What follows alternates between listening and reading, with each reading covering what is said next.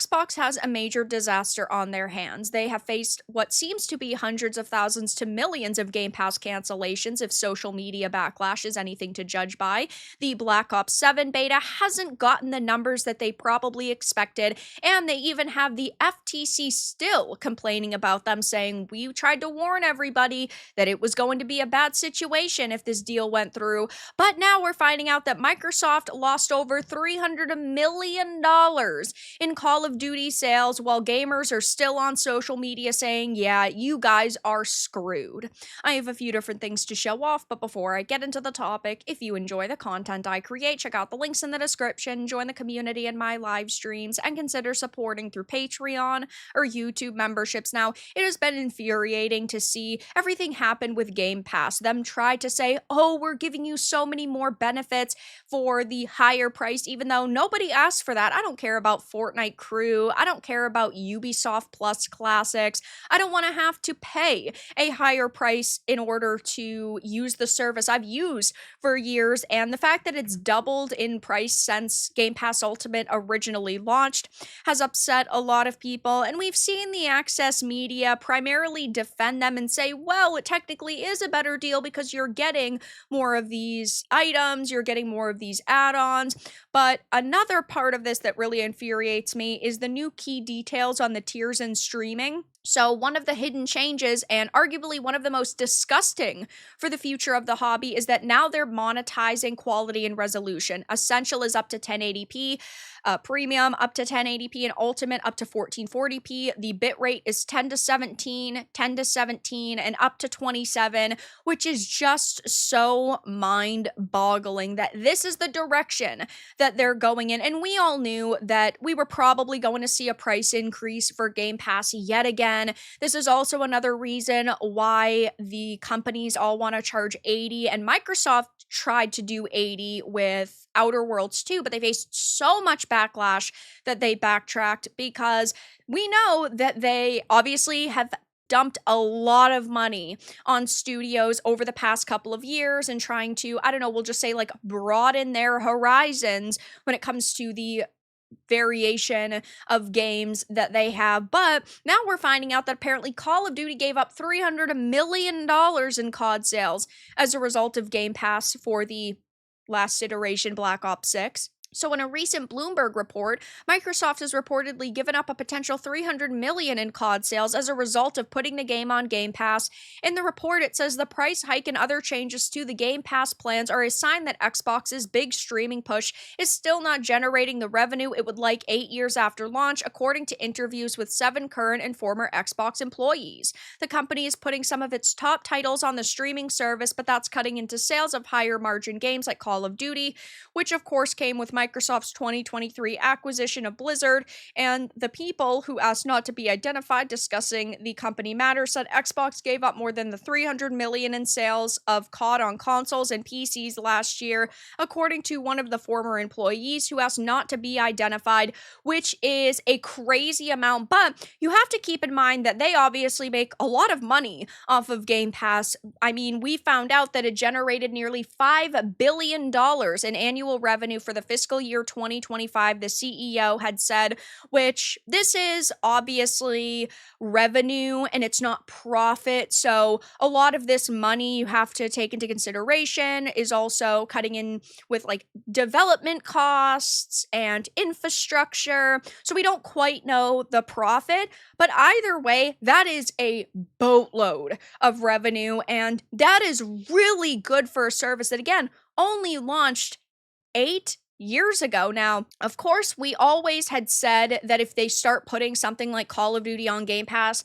they were going to see the sales numbers tank, and we definitely are seeing this happen now, which I think is so funny that like gamers saw that that was going to happen, and it's almost like they underestimated gamers, and it's almost like they thought fans were going to actually buy the game and then play it on Game Pass, which makes zero sense. Someone like me who doesn't want to buy Call of Duty anymore because I feel like every iteration is just really mediocre, I'm going to play that on Game Pass and I'm going to consume it that way instead of actually giving them my money. But they're still making money off of me, especially the people who are only subscribing to Game Pass to play for like a month or two and maybe they play like a handful of other games. It's more money than you probably would have gotten out of them at all whatsoever.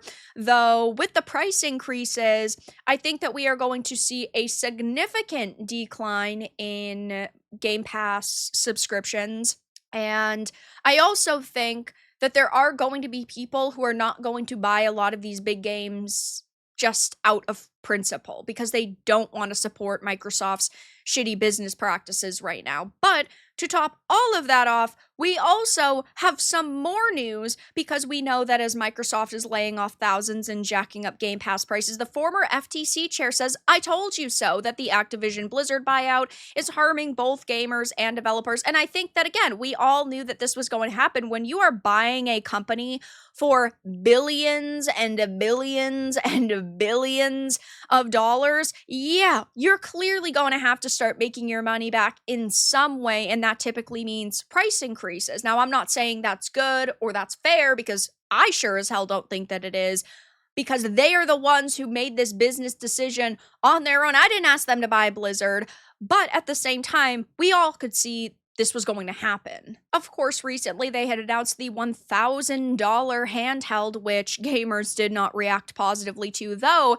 there's also a report circulating. I know there's a lot that I have to pack into this video, that there is a credible rumor that a next-gen Xbox console might not happen at all. Microsoft is reportedly planning to axe consoles and go full third party, with xCloud being the only platform for Xbox. Now, consoles do not make the money that they want. Hardware in general has never been as profitable as simply selling a digital game and not having to deal with things like storage and production and dealing with other retailers. So it's pretty obvious that this is what their plan was all along, but I still think we all expected it to be quite a few more years, maybe another generation or two at the very max, and then they would go just into software and just into something like full third party. We don't know if this is actually true. Take it with a grain of salt.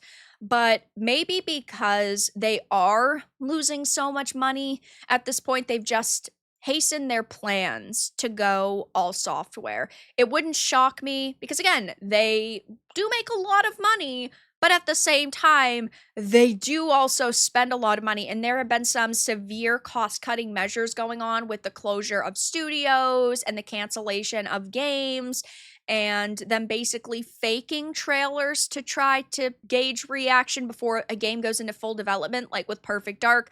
But none of these plans have really gone the way that they wanted. So it seems out of desperation, they had, of course, raised the Game Pass prices. That has backfired on them. Putting Call of Duty onto Game Pass has backfired for them. And it just seems that Xbox is in a total state of disaster right now. And I used to really love Xbox. The 360 was an absolutely phenomenal console. Probably the console in my life that I've ever gotten the most use out of. But it is sad to see them go down this route and really show their greed. But I don't think that we ever expected them to respect their customers and actually listen to what we want, take our feedback into consideration, because companies like this believe that they are untouchable. And while Microsoft is obviously a behemoth, I think that they are definitely struggling in the video game industry, and I can't say that I feel all that bad given all of the recent moves that they've made, so I'm sure I'll be covering them again in the future, but they're going through some very serious problems right now. But that's all that I really had to discuss in this video. Let everyone know your thoughts in the comments below. If you found this important and informative, make sure to give it a like, and if you didn't, give it a dislike. I appreciate your support either way, but I'll talk to you all again in the next video really soon.